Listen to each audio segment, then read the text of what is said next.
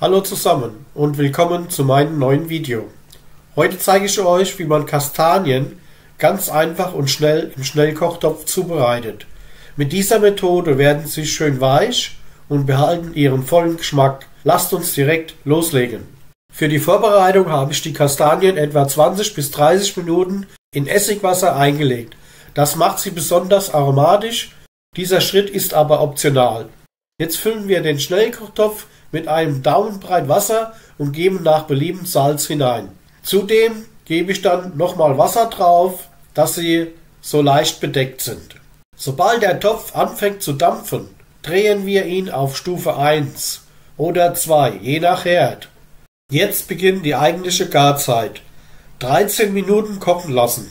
Wenn die Zeit abgelaufen ist, lassen wir den Topf stehen, bis die grüne oder rote Anzeige nach unten zeigt. Erst dann öffnen wir den Topf vorsichtig, immer von dir weg, damit du dich nicht verbrennst. Ergebnis.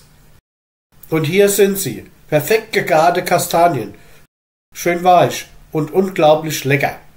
Probiert diese Methode unbedingt mal aus. Ich finde, sie schmecken so viel besser als auf herkömmliche Weise zubereitet. Vergesst nicht, meinen Kanal zu abonnieren, wenn euch das Video gefallen hat.